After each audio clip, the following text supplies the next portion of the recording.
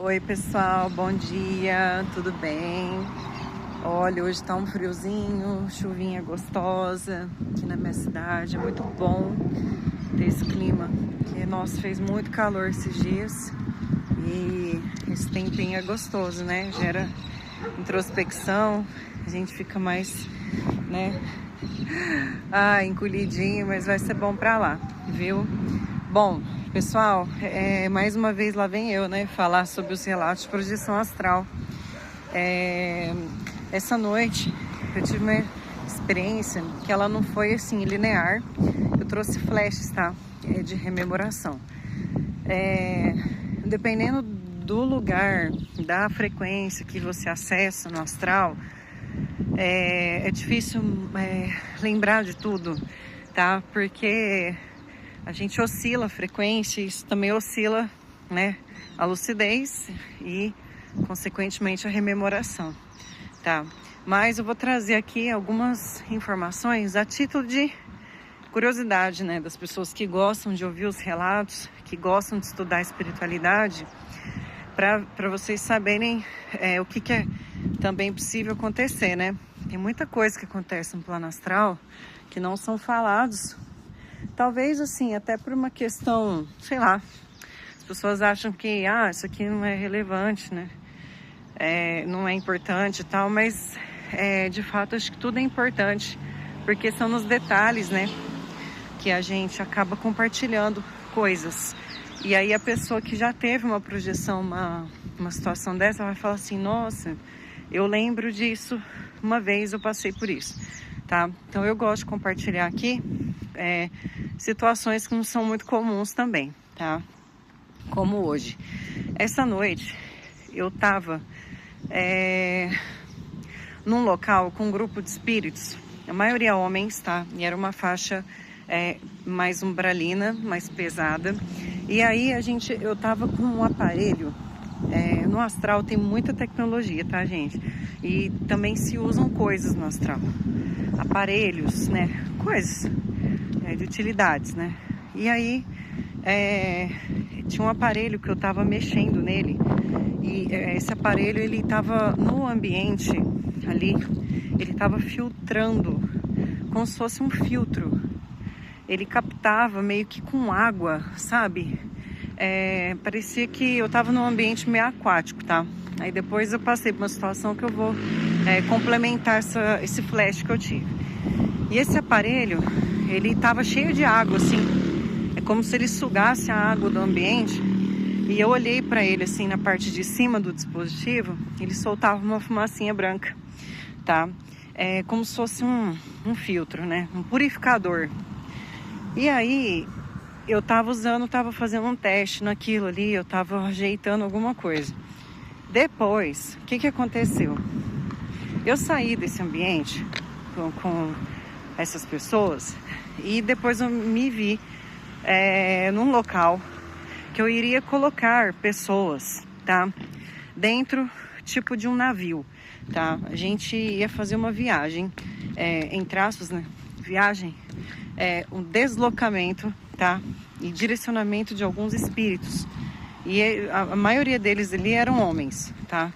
E eu sei porque aquele aparelho a gente ia usar durante a viagem, tá? Durante esse deslocamento com esses espíritos, tá? E aí, o que aconteceu?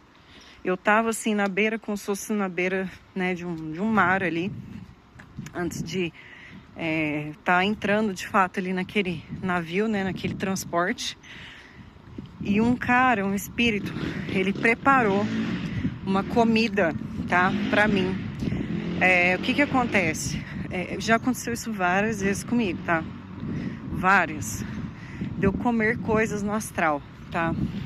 Existem formas de energia que a gente se alimenta, põe pra dentro do sistema energético no astral, pra gente conseguir se manter numa densidade, naquele padrão vibracional ali naquela faixa.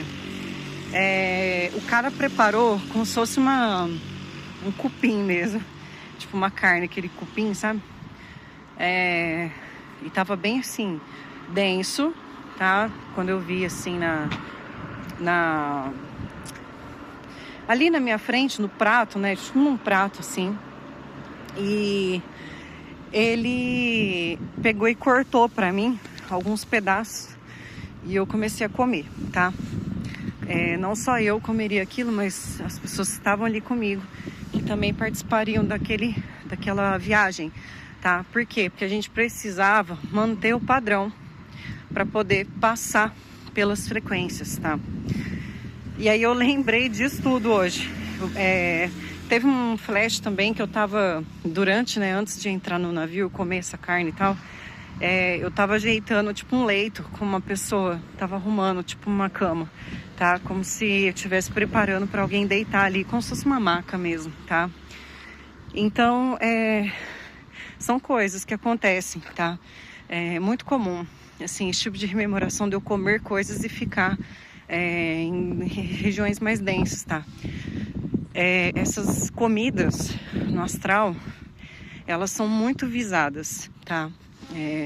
Inclusive, assim, existe uma máfia para comida no astral, por mais que o espírito ele não se alimente, não precise disso, tá? Especificamente, a não ser para trabalhos específicos de resgate, de transporte, né? De você transitar entre frequências ou se manter num determinado padrão. Essas formas de energia, elas ajudam a gente a ficar ali. Mas os espíritos que estão apegados à matéria, eles querem ainda ficar se alimentando, tá? Que é um processo de adaptação. A pessoa desencarna, não é da noite pro dia que ela entende que ela não tem que comer, né? Em vez que a vida inteira a gente comeu, a gente bebeu, foi ao banheiro. Então são coisas básicas, repetidas a vida inteira. E aí no astral tem uma máfia disso, tá? Mas não é qualquer pessoa lá que manipula esse tipo de energia, que plasma, né? E, por exemplo, capta também a essência das comidas daqui da Terra, tá? Por exemplo, restaurante, comida dentro de casa, tudo isso é aproveitado energeticamente. Os espíritos que têm conhecimento, eles vão lá e manipulam essa energia e usa isso e outras energias para tentar replicar isso no plano espiritual, para trazer para o espírito que está ali uma sensação como a da matéria de estar comendo exatamente aquela comida que tinha aqui, tá? Então você imagina o que não rola de escambo, né? Desse tipo de energia.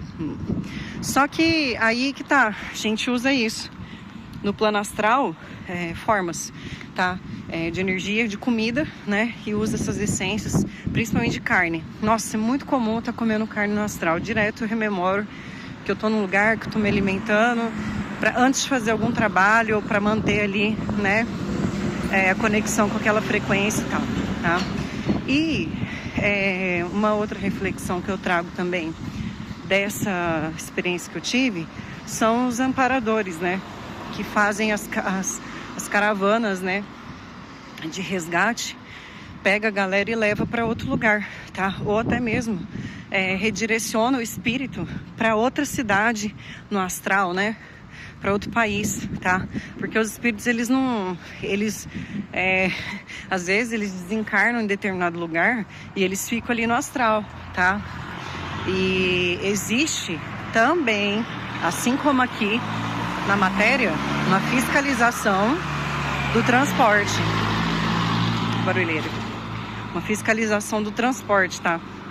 Por exemplo, eu tô aqui no Brasil, eu vou para tal lugar projetado. O espírito, né, vai desencarnado se locomover para outro país. Não é tão simples assim, tá? Existe uma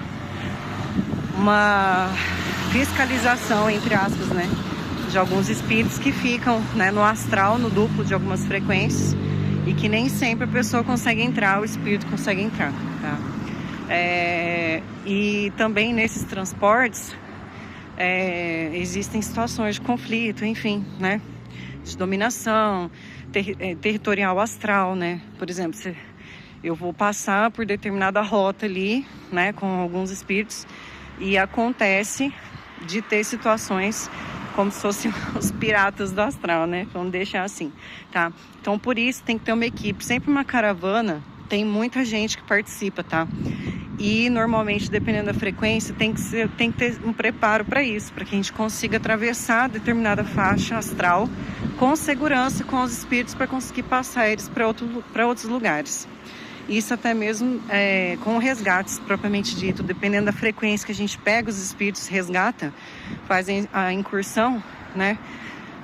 Conseguir direcioná-los com mais tranquilidade, tá? Bom, então é isso. Essa equipe, né, que eu tive essa noite, se eu fosse fazer uma associação de linhas espirituais que são muito faladas, né, poderiam ser os marinheiros, né, do astral, tá, que não deixam de também fazer esse tipo de atuação, né, de ajudar a fazer, né, transporte através desses tipos de meios de energia de locomoção no astral, tá bom? Gente, beijo pra vocês então, gratidão, fiquem com Deus, viu?